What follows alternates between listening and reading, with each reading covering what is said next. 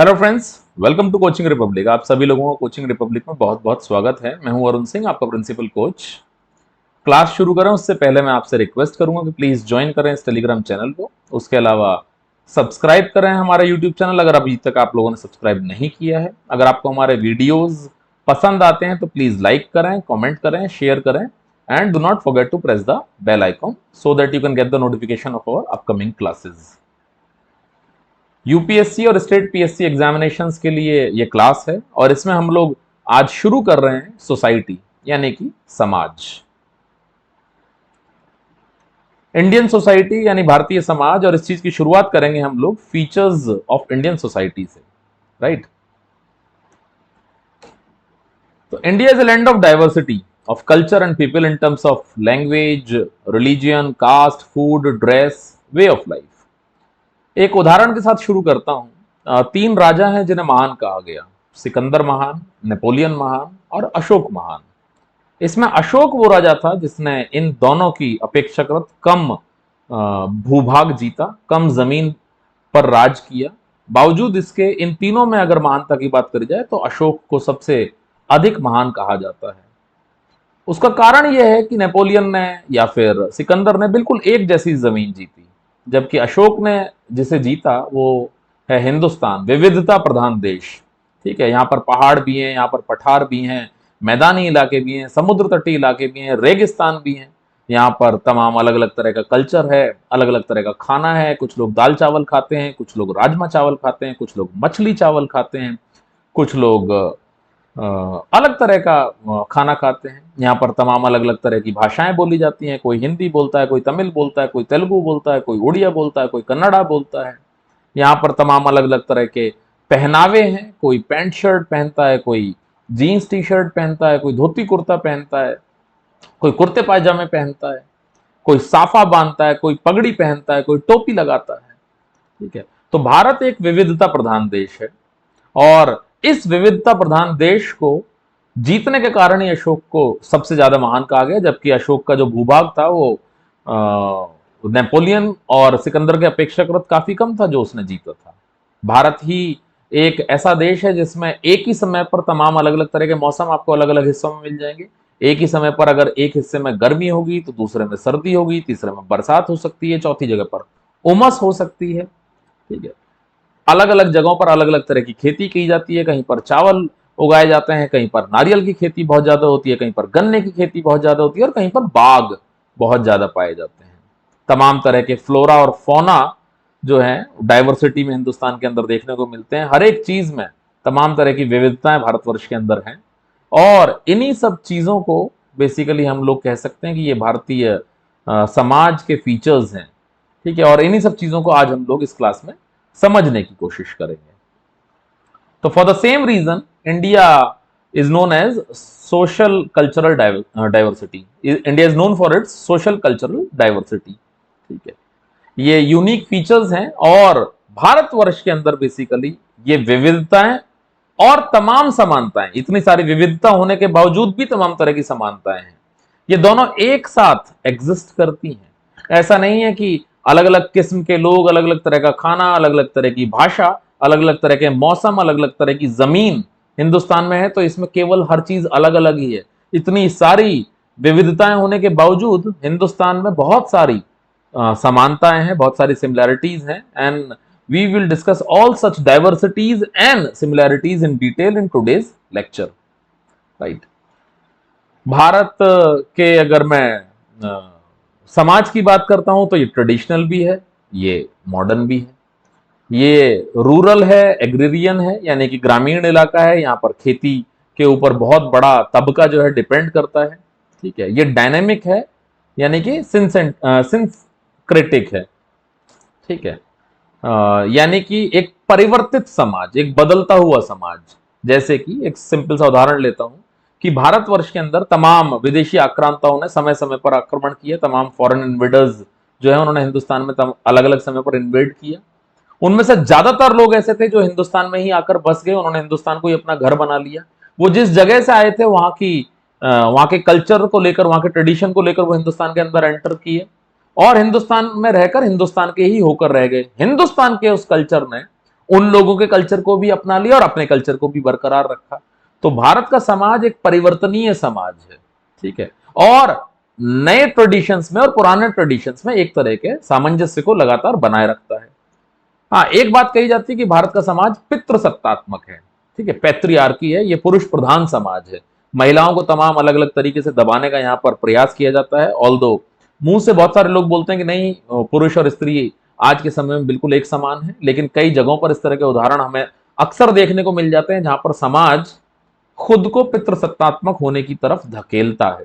Although Bharat का कानून किसी भी तरह के डिस्क्रिमिनेशन के ऊपर यकीन नहीं रखता है, चाहे वो जेंडर बायस्ड हो, जेंडर बेस्ड हो, या फिर लैंग्वेज के ऊपर, या फिर धर्म के ऊपर, जाति के ऊपर, मत के ऊपर, मजहब के ऊपर। भारत के संविधान के अनुसार सभी लोग समान हैं, लेकिन फिर भी समाज का जो सही एक परिदृश्य की अगर मैं बात करूं तो अक्सर कई जगहों पर हमें देखने को मिलता है कि समाज शायद आज भी पुरुष प्रधान है, ठीक है। भारत का समाज स्पिरिचुअल भी है, मटेरियलिस्टिक भी है, ठीक है, यानी कि यहाँ पर लोगों के मन में धार्मिक भावनाएं भी हैं, लेकिन साथ साथ वो लोग भौतिक सुखों की ओर भी जाना चाहते हैं। इन दोनों को यहाँ पर मेल भी है।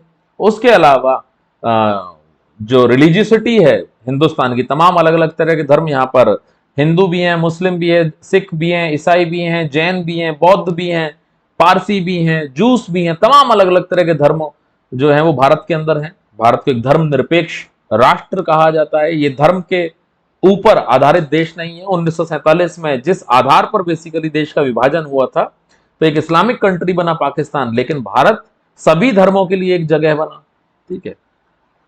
ये अलग बात है कि इन सभी धर्मों में जिस तरह की एकता यहां पर देखने को मिलती है, वहीं पर फर्दर समाज आपस में बढ़ जाता है वर्ण के ऊपर, जातियों के ऊपर, ठीक है, क्लास के ऊपर, कास्ट के ऊपर।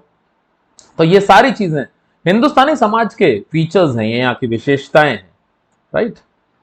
डाइवर्सिटी इन इंडियन सोसाइटी, किस किस तरह की विभिन्नताएं आपको भारत के समाज में देखने को मिल सकती हैं। जैसे मैंने आपको बताया, लिंग्विस्टिक डाइवर्सिटी, लैंग्वेज, तमाम तरह की लैंग्वेजेस यहाँ पर बोली जाती हैं, तमाम तरह के धर्म यहाँ पर एक ही साथ एक ही समय पर एग्जिस्ट करते हैं, तमाम तरह की क्लाइमेट जोग्राफिकल डाइवर्सिटी यहाँ पर है, जो मैंने शुरुआत में बताया कि यहाँ पर सर्दी, गर्मी, बरसात, उमस एक ही साथ एक ही समय पर देखने को मिल जाती है अलग अलग जगहों पर। और अलग अलग तरह की जोग्राफिकल डाइवर्सिटी भी आपको मिलेगी, कहीं पर पहाड़ मिलेंगे, कहीं पर पठार मिलेंगे, कहीं पर मैदान मिलेंगे, कहीं पर समुद्र तटीय इलाका मिलेगा, कहीं पर मरुस्थल मिलेंगे, ठीक है। रीजनल इकोनॉमिक डेवलपमेंट डाइवर्सिटी, कोई हिंदुस्तान के इलाके जो हैं वो आजादी के इतने समय बाद भी तमाम इलाके आपको ऐसे देखने को मिलेंगे जो पूरी तरीके से आदिवासी हैं और वहां के लोग उस चीज को प्रिजर्व रखने के लिए पूरी तरीके से प्रतिबद्ध हैं। वहीं पर कई इलाके ऐसे हैं जो बहुत ज्यादा एडवांस हो चुके हैं आधुनिकता की टर्म्स में अगर मैं बात करता हूं, ठीक है।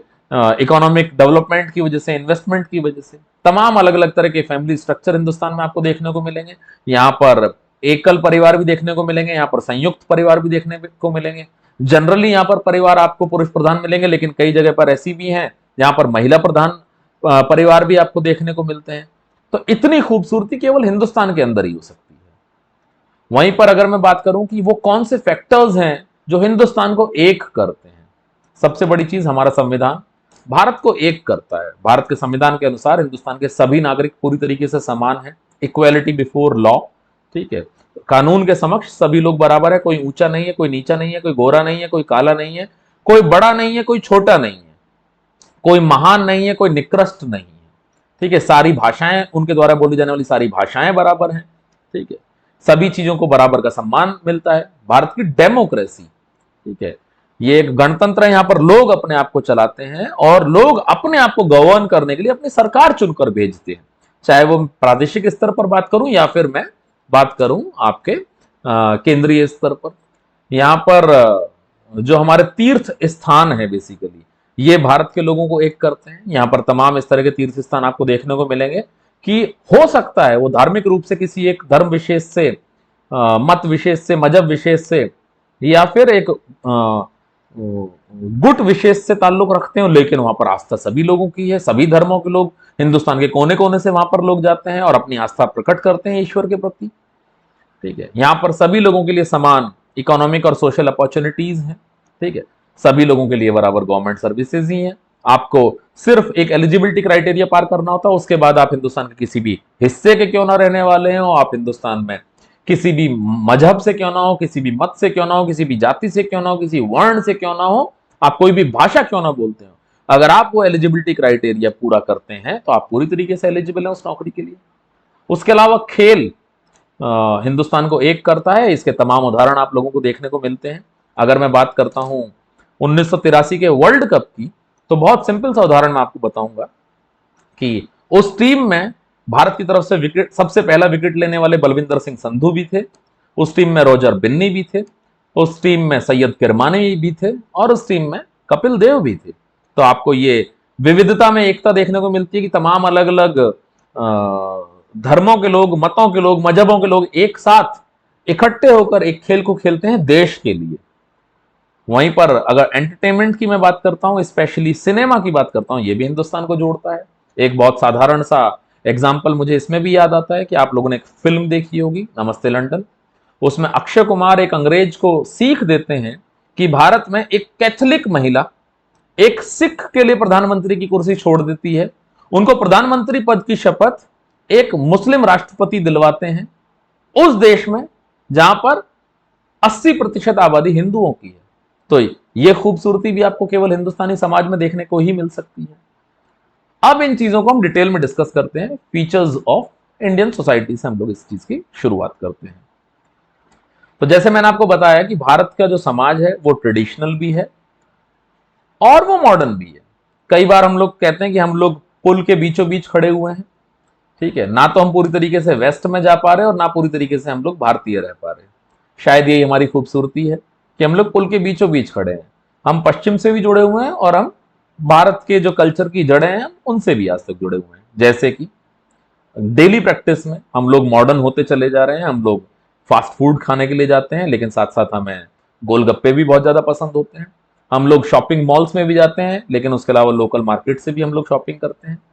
हम लोग वेस्टर्न क्लोथ्स भी पहनते हैं, पैंट शर्ट पहनते हैं, लेकिन शादी ब्याह में और तमाम त्योहारों में हम लोग कुर्ते पजामे भी पहनते हैं। उसके अलावा हम लोग तमाम फॉरेन लैंग्वेजेस भी बोलते हैं। हिंदुस्तान तो आज के समय में एक प्रोफेशनल्स का गढ़ बन चुका है। हम अपनी अपनी भाषाएं तो बोलती हैं, लेकिन विदेशी क्लाइंट्स के लिए या विदेशी कंपनियों के लिए हम लोग उनकी लैंग्वेजेस में ही बात करते हैं। हम लोग इंग्लिश भी बोलते हैं, और आज के समय में तो फ्रेंच और जर्मन और चाइनीज लैंग्वेज का भी चलन हिंदुस्तान के अंदर बहुत तेजी से बढ़ रहा है।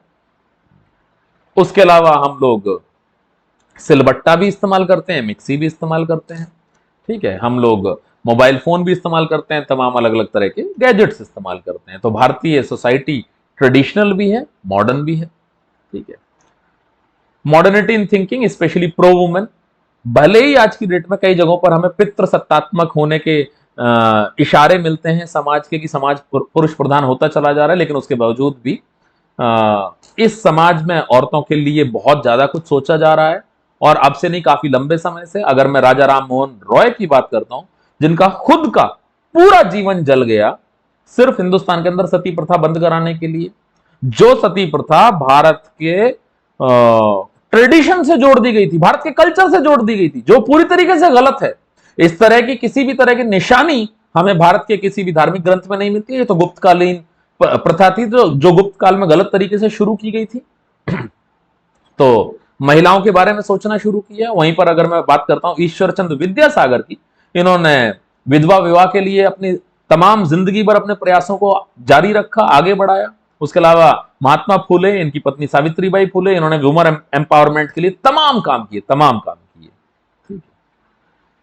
तो जो ट्रेडिशन की हम लोग बात कर रहे थे और मॉडर्निटी की, हम लोग अपने ट्रेडिशन से भी जुड़े हुए हैं और हम लोग मॉडर्न भी होते चले जा रहे हैं। तो मैंने जैसा आपको उदाहरण दिया था कि हम लोग आज के समय में बर्गर भी खाते हैं, गोलगप्पे भी खाते हैं। अगर मैं ड्रेसेस की बात करता हूं तो हम लोग इंडियन ड्रेस भी पहनते हैं, हम लोग वेस्टर्न ड्रेसेस भी पहन रहे हैं, ठीक है। हम लोग जिम भी जाते हैं और हम लोग योग भी करते हैं, ठीक है। तो ये भी हमारे इस एक मिक्स कल्चर को दिखाता है कि हम दोनों तरफ हैं, ठीक है। अगर हम वेस्टर्नाइजेशन की तरफ जा रहे हैं, हम लोग मॉडर्नाइजेशन की तरफ जा रहे हैं, तो इसका मतलब ये कतई नहीं है कि हम लोग अपनी जड़ों को भूल चुके हैं, ठीक है। तो हम लोग वेस्टर्न क्लोथिंग भी है और उसके अलावा हम लोग खादी को भी पसंद करते हैं। और खादी तो हम नहीं, पूरी दुनिया आज के समय में बहुत ज्यादा पसंद करने लगी है। योग को केवल हम नहीं, हमारी वजह से पूरी दुनिया आज के समय में बहुत ज्यादा पसंद करने लगी है। अब आ जाते हैं हमारी इकोनॉमी के ऊपर लार्जली, ठीक है। तो रूरल एंड एग्रेरियन हमारा समाज है। 2011 के जनगणना के अनुसार अगर मैं बात करूं तो लगभग 78% आबादी जो है भारत की वो गांव में रहती है। लगभग 16-17 करोड़ लोग खेती या इससे जुड़े हुए कामों में अपने प्रोफेशनल लाइफ को तलाश रहे हैं, अपनी प्रोफेशनल लाइफ जीते हैं खेती या इससे जुड़े हुए कामों में। ठीक है, अगर बात करी जाए भारत की सोसाइटी की तो ये डायनेमिक भी है और सिंक्रेटिक भी है, यानी कि सामंजस्यपूर्ण भी है। जैसा मैंने आपको शुरुआत में बताया था कि तमाम विदेशी आक्रांताओं ने हिंदुस्तान के अंदर आक्रमण किया, इनमें से बहुत सारे लोग हिंदुस्तान के अंदर ही आकर बस गए, हिंदुस्तान से कभी गए ही नहीं। हिंदुस्तान को अपना इन्होंने घर समझना शुरू कर दिया और पूरी तरीके से हिंदुस्तानी ही बन गए। ये लोग अपने साथ अपना कल्चर लेकर आए थे, अपना ट्रेडिशन लेकर आए थे। भारत के कल्चर ने, भारत के ट्रेडिशन ने इनके कल्चर को, इनके ट्रेडिशन को अपनाया, लेकिन अपनी मूल को भी खोने नहीं दिया। फ्यूजन जिस चीज को बोलते हैं, तो हम लोग एडेप्टिव हैं, हम लोग डायनामिक हैं, चेंज होते हैं, दूसरों को अपनाते चले जाते हैं और खुद को बरकरार रखते हैं, खुद के जड़ों को हम लोग नहीं खोते हैं। ठीक है, तो इनमें से ज्यादातर लोग हिंदुस्तान के अंदर बसे और हिंदुस्तान ने उनके ट्रेडिशंस को अपना लिया और आज की डेट का जो एग्जिस्टिंग ट्रेडिशंस हैं वो केवल हमारे ही नहीं बल्कि तमाम ट्रेडिशंस को मिलाकर बने हुए ट्रेडिशन है। Presently in this tradition continues and the society can be described as being dynamic as opposite to static. ठीक है, तो हम लोग दृढ़ नहीं है इस चीज को लेके कि नहीं हमें परिवर्तित नहीं होना है, परिवर्तन ही प्रकृति का नियम है और हम लोग इस चीज को तमाम लंबे समय से फॉलो करते चले आ रहे हैं। अच्छा, भारतीय समाज में अगर मैं पैट्रियार्की की बात करता हूं, जो मैंने शुरुआत में भी कही थी, जो एक बहुत नुकसानदायक या नेगेटिव एलिमेंट हो सकता है हमारे समाज का, हाँ वाकई में है। ऑल्दो भारत का संविधान इस चीज की इजाजत नहीं देता है, बावजूद इसके भारतीय समाज के लिए कहा जा सकता है कि ये पितृसत्तात्मक है। जनरली ज्यादातर फैमिलीज में जो हेड होते हैं वो मेल मेंबर होते हैं उस परिवार के, सीनियर मेल मेंबर। तो ये हमारे समाज में एक शायद दिक्कत की चीज है और इस वजह से महिलाओं को तमाम चीजों में परेशानी उठानी पड़ती है और इक्वल राइट्स से वो वंचित रह जाती हैं, चाहे वो सोशल हो, इकोनॉमिक हो, पॉलिटिकल हो या कल्चरल स्फीयर हो। तो इन तमाम चीजों में, इन तमाम जगहों पर स्त्री जो है वो पुरुष से पीछे रह जा रही है समाज की इस कमी के कारण, समाज की इस कुरीति के कारण। बात करते हैं स्पिरिचुअल की और मटेरियलिस्टिक समाज की, तो भारत का समाज स्पिरिचुअल भी है, ध्यान में भी है, भगवान के प्रति आस्था भी रखता है, लेकिन साथ साथ मटेरियलिस्टिक भी है। ये नहीं है कि हम लोग सारे काम छोड़कर, अपने देश की तरक्की छोड़कर केवल भगवान की भक्ति में लगे हुए हैं, चाहे हम किसी भी धर्म से, मत से, मजहब से ताल्लुक रखते हो, लेकिन देश की तरक्की करना which is a materialistic thing, ठीक है, that is our prime duty and we are very much involve in it. तो हम लोग अपनी आस्था और अपने कर्म के बीच में एक सामंजस्य बिठाकर रखे हुए हैं। ठीक है, तो आध्यात्मवाद और भौतिकवाद का मेल है बेसिकली भारत का जो समाज है। जैसे अगर पुराने टेक्स्ट में बात करी जाए तो 4 चीजें कही गई हैं, धर्म, अर्थ, काम और मोक्ष। जिसमें अगर मैं अर्थ और काम की बात करता हूं, वेल्थ और प्लेजर की बात करता हूं, तो these things are related to भौतिकवाद यानी मटेरियलिस्टिक वर्ल्ड। वहीं पर अगर मैं धर्म की यानी कि हमारी ड्यूटी की और मोक्ष की बात करता हूं तो ये हमारे आध्यात्म से जुड़ी हुई चीजें हैं। और अब से नहीं, आप देख सकते हो कितने समय से, ठीक है, हजारों हजार साल पहले से हमारे यहां पर ये चारों चीजों की इंपॉर्टेंस बताई गई है, धर्म, अर्थ, काम और मोक्ष। अगर आप जीवन के लिए आए हो तो आपको ये चारों चीजें करनी चाहिए। आपको यानी आध्यात्मवाद में भी यकीन रखना चाहिए, साथ साथ आपको भौतिकवाद की ओर भी मुड़ना चाहिए, right. The two middle things, अर्थ एंड काम, of these are the materialistic values. Swami Vivekananda ने भी ये बात कही है कि स्पिरिचुअल डेप्थ तक जाने के लिए आपको सारे काम छोड़ने की आवश्यकता नहीं है, आपको मटेरियलिस्टिक दुनिया को भी जानना जरूरी है और आपको साथ साथ मॉडर्न होना भी जरूरी है। ठीक है, बात करते हैं religiosity of Indian society. Religion has historical influenced Indian society on political, cultural and economic levels. ठीक है, तो भारत में जो धर्म है बेसिकली उसने भारत के समाज को, उसने भारत की राजनीति को, भारत की अर्थव्यवस्था को तमाम अलग अलग तरीके से प्रभावित किया है। अब से नहीं, बहुत लंबे समय से किया है। ठीक है, the medley of religion that exist with in the country continually impact contemporary societies. तो धार्मिक भावनाएं बट ऑब्वियस सी बात है कि वो समकालीन समाज को प्रभावित करती हैं, और भारत में तमाम अलग अलग तरह के धर्मों का उदय भी हुआ है। भारत के लोगों को इस चीज का कई बार एक अलग तरह का अनुभूति भी होती है इस चीज को लेकर। तमाम धर्मों की जड़ें हिंदुस्तान के अंदर पाई जाती हैं, जिनकी शुरुआत यहां से हुई, और तमाम धर्म हिंदुस्तान के अंदर एग्जिस्ट करते हैं, जो बाहर से भी हिंदुस्तान के अंदर आए और हिंदुस्तान को अपने घर की तरीके से समझते हैं, हिंदुस्तान उन्हें अपने बच्चों की तरीके से समझता है।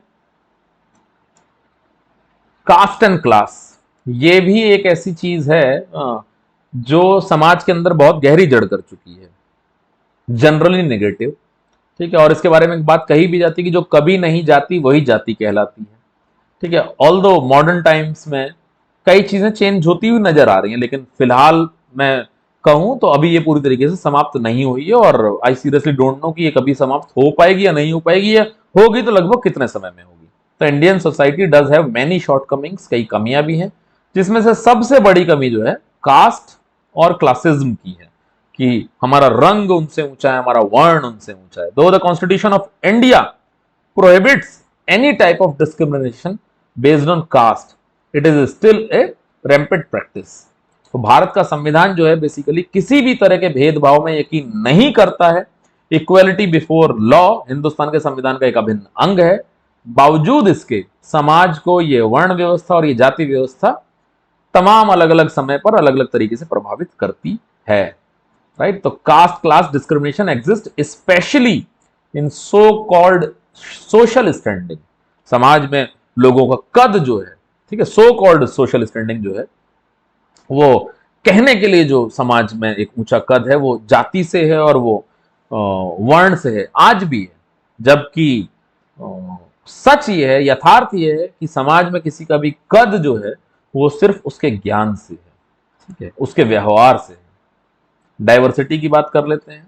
शुरुआत में ही मैंने कहा हिंदुस्तान एक विविधता प्रधान देश है। सबसे पहले लिंग्विस्टिक डाइवर्सिटी की बात करते हैं। भारत का संविधान, उसमें 8th शेड्यूल के हिसाब से 22 लैंग्वेजेस हैं, लेकिन उसके बावजूद अगर मैं वास्तविक धरातल की बात करूं तो लगभग 1500 लैंग्वेजेस हिंदुस्तान के अंदर एग्जिस्ट करती हैं 2011 के सेंसस के आधार पर, जनगणना के आधार पर। ठीक है, एक कहावत है, कोस कोस पर बदले पानी, 4 कोस पर वाणी। तो रीजनल लैंग्वेजेस यहां पर तमाम बोली जाती हैं। अगर मैं हिंदी की भी बात करूं तो हिंदी में भी तमाम रीजनल लैंग्वेजेस हैं। ठीक है, जैसे हरियाणवी यहां पर बोली जाती है, या फिर और तमाम लैंग्वेजेस हैं अलग अलग रीजन्स में जो बोली जा रही हैं। तो भारत में जो है बेसिकली तमाम रीजनल लैंग्वेजेस बोली जाती हैं, जो अपने आप में एक डाइवर्सिटी है, एक विविधता है। ठीक है, ऑल दो भारत में 4 ग्रुप्स हैं, Indo Aryan group of languages, Dravidian group of languages, Sino Tibetan group of languages and the Austric group of languages. इनकी अलग अलग लैंग्वेजेस हैं, इनकी अलग अलग भाषाएं हैं जो ये लोग बोलते हैं। तो लिंग्विस्टिक डाइवर्सिटी है। भारत एक विविधता प्रधान देश है जिसमें तमाम भाषाएं बोली जाती हैं, जिनकी गिनती 2011 की जनगणना के आधार पर रीजनल लेवल पर लगभग 1500 है। ऑल दो भारत का संविधान जो 8th शेड्यूल है उसके हिसाब से, उसके अनुसार 22 लैंग्वेजेस को रिकॉग्नाइज करता है। वहीं पर हम बात करते हैं रिलीजियस डाइवर्सिटी की। तो जो मैंने आपको बताया, हिंदुस्तान के अंदर तमाम अलग अलग धर्म एक साथ एग्जिस्ट करते हैं। हिंदुस्तान में हिंदू भी हैं, मुस्लिम भी हैं, क्रिश्चियन भी हैं, बौद्ध भी हैं, सिख भी हैं, जैन भी हैं, जोरोज भी हैं, जुडिज्म भी है। तमाम धर्म जो हिंदुस्तान में है और एक साथ रहते हैं, ये हिंदुस्तान की बहुत बड़ी खूबसूरती है। क्लाइमेट एंड ज्योग्राफिकल डाइवर्सिटी की बात करूं, मैंने बिल्कुल शुरुआत में आपको अशोक का उदाहरण दिया था कि अशोक को एक छोटा हिस्सा जीतने के बावजूद सबसे महान कहा जाता है। क्यों? क्योंकि उसने विविधता प्रधान देश भारत को जीता। ठीक है, भारत एक ऐसा देश जिसमें पहाड़ भी हैं, पठार भी हैं, जंगल भी हैं, मैदान भी हैं, समुद्र तटीय इलाके भी हैं, मरुस्थल भी हैं, यानी रेगिस्तान भी हैं। तमाम अलग अलग तरह के क्षेत्र हैं यहाँ पर, उनके तमाम अलग अलग तरह के मौसम है। कोई गर्म है, कोई सर्द है, कोई बारिश से भरा हुआ है, कोई उमस से भरा हुआ है, कोई सुहावना मौसम है। तो हिंदुस्तान के अंदर एक ही समय पर एक ही देश है जिसमें तमाम डाइवर्सिटीज आपको देखने को मिलती हैं। राइट,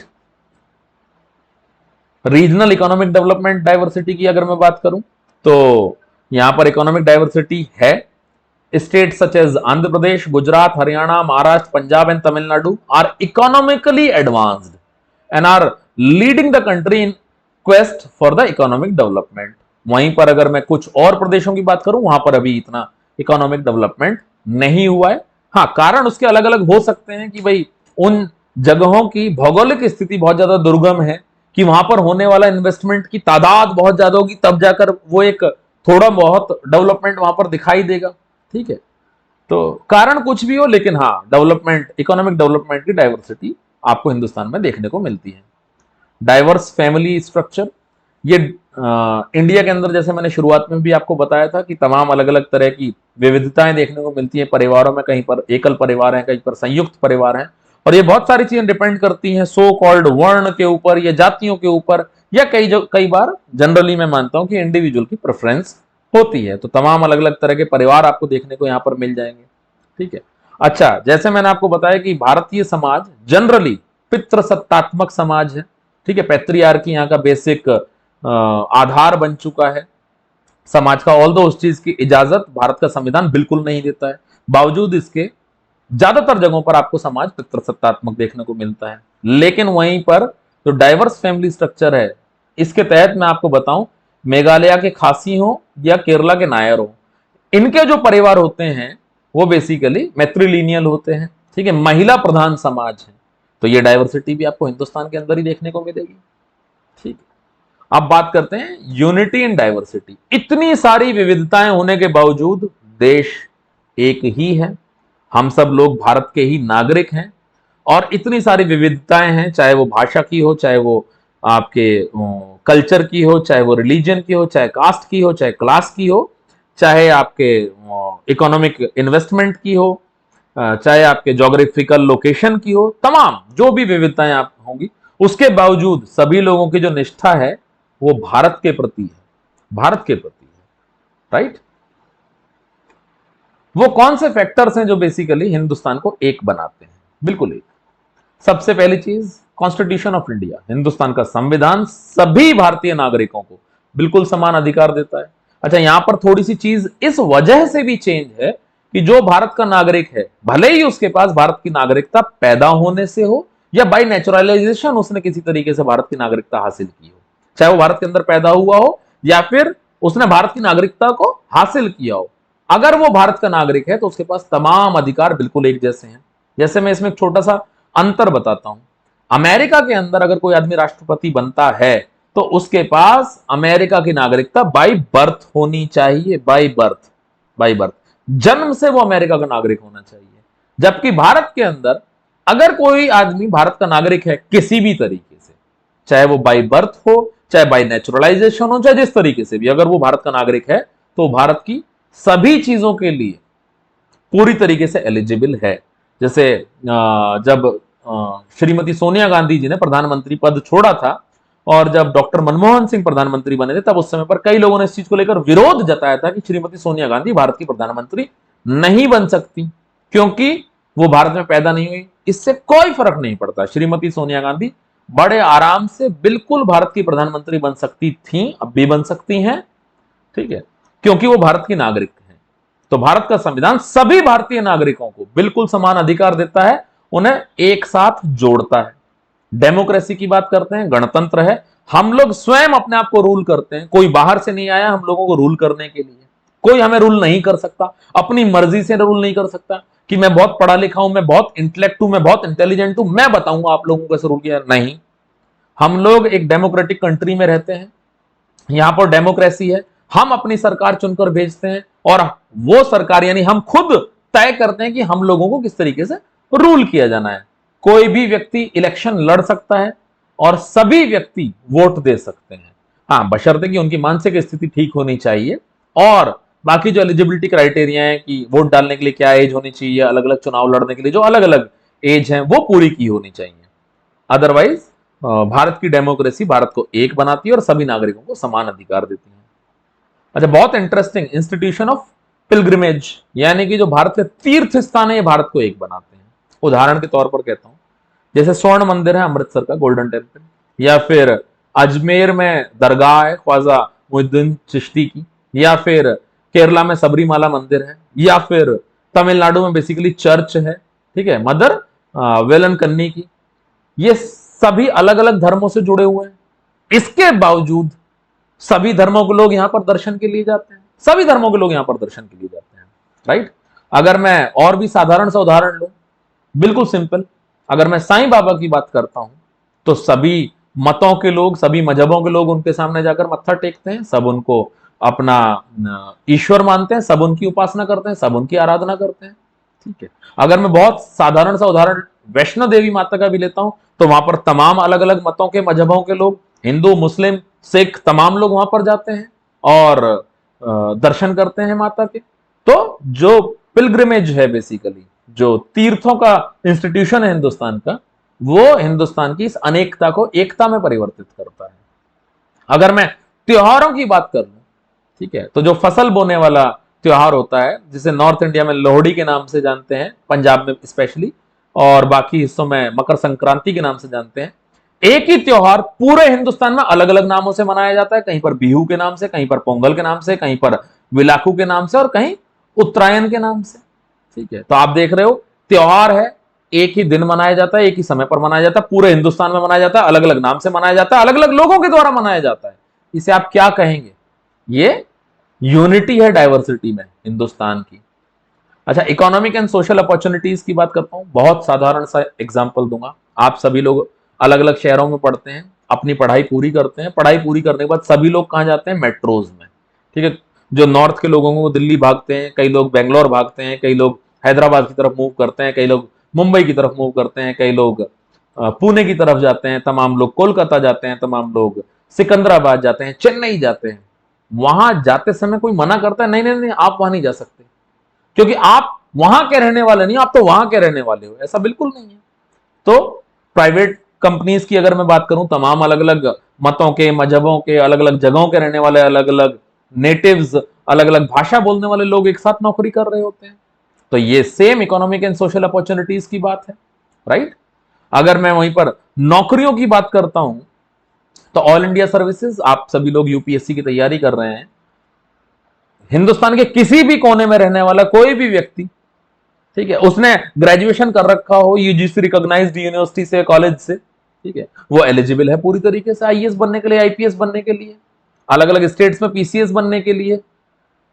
ठीक है, तो या फिर अगर मैं आर्म्ड फोर्सेस की बात करता हूं, सेंट्रल सर्विसेज की बात करता हूं, तो पूरे भारतवर्ष के लोग जो है इस चीज के लिए एलिजिबल होते हैं।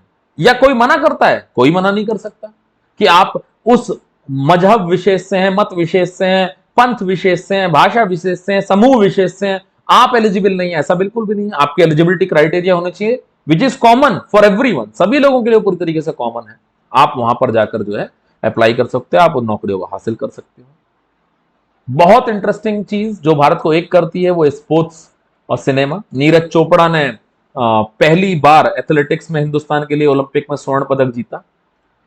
तो क्या उसको किसी समूह विशेष ने सेलिब्रेट किया, किसी जाति विशेष ने सेलिब्रेट किया, या किसी रीजन विशेष ने सेलिब्रेट किया? नहीं, पूरे हिंदुस्तान ने सेलिब्रेट किया।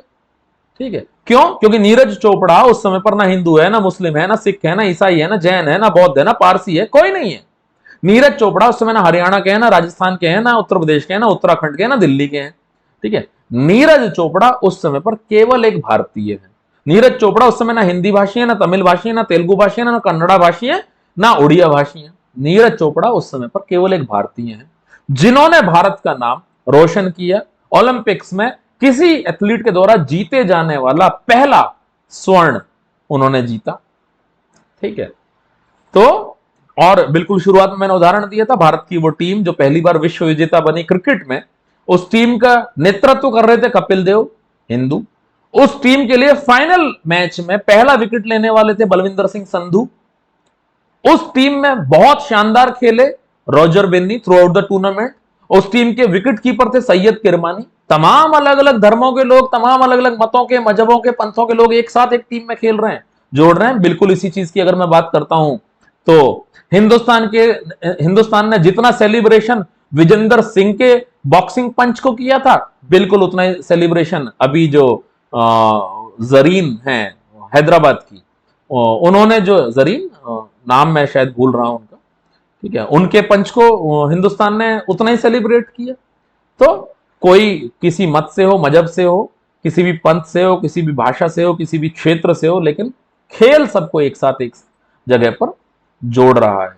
और बिल्कुल उसी तरीके से सिनेमा एक जगह पर एक साथ जोड़ रहा है लोगों को। एक बहुत पुरानी फिल्म का उदाहरण लेता हूं यहां पर। एक फिल्म का उदाहरण मैंने आपको दिया ही था, जिस फिल्म का नाम था नमस्ते लंदन, जिसमें अक्षय कुमार ने ये बात कही थी एक अंग्रेज को भारत के बारे में कि भाई भारत तो वो देश है जहां पर एक कैथोलिक महिला एक सिख के लिए प्रधानमंत्री पद की कुर्सी छोड़ देती है और उन सिख को बेसिकली प्रधानमंत्री पद की शपथ दिलवाते हैं एक मुस्लिम राष्ट्रपति, उस देश में जहां पर 80% आबादी हिंदुओं की है। एक बहुत पुरानी फिल्म और है गाइड, तो उसमें गाइड का जो किरदार निभाया है वो देवानंद साहब ने निभाया है। फिल्म को डायरेक्ट किया विजय आनंद साहब ने, बहुत ही शानदार फिल्म अपने समय की। उसमें राजू नाम है उस किरदार का जो देवानंद साहब ने निभाया है। तो राजू दिखाए गए हैं एक हिंदू, और वो जिस से प्रेम करते हैं उसका नाम है रोजी, ठीक है, वो क्रिश्चियन दिखाई गई है। और जो उनका सबसे अजीज दोस्त है वो है गफूर, वो एक मुस्लिम दिखाए गए हैं। अच्छा, जिस समय पर फिल्म का क्लाइमेक्स चल रहा है, ठीक है, और देवानंद साहब की तबीयत बहुत खराब है, उस समय पर एक मंदिर प्रांगण के अंदर, ठीक है, लोग ऊपर वाले से दुआ कर रहे हैं, वहीं रोजी अपने भगवान को याद कर रही है, वहीं पर गफूर अपने भगवान को याद कर रहे हैं कि राजू की सेहत अच्छी हो जाए। ठीक है, तो ये भारत है। अलग अलग कल्चर यहां पर है, अलग अलग भाषाएं यहां पर है, अलग अलग रीजन यहां पर है, अलग अलग मौसम यहां पर है, अलग अलग धर्म यहां पर है, अलग अलग जातियां यहां पर हैं। ठीक है, उसके बावजूद हम एक हैं, हम सब भारतीय हैं। तो सोसाइटी का ये सबसे पहला लेक्चर भारतीय समाज का, मुझे पूरी उम्मीद है कि आप लोगों को पसंद आया होगा। प्लीज ज्वाइन करें हमारे टेलीग्राम चैनल को। अगर आपको हमारे ये क्लासेस पसंद आती हैं तो प्लीज इन्हें लाइक करें, कमेंट करें, शेयर करें, and do not forget to press the bell icon. उसके अलावा अगर आप लोगों ने अभी तक हमारा यूट्यूब चैनल सब्सक्राइब नहीं किया है तो प्लीज इसे सब्सक्राइब करें। आप लोग हमें फॉलो कर सकते हैं हमारे फेसबुक पेज पर, साथ साथ हमारे लिंक्डइन पेज पर भी। तो thank you, good luck, best of luck and all the very best.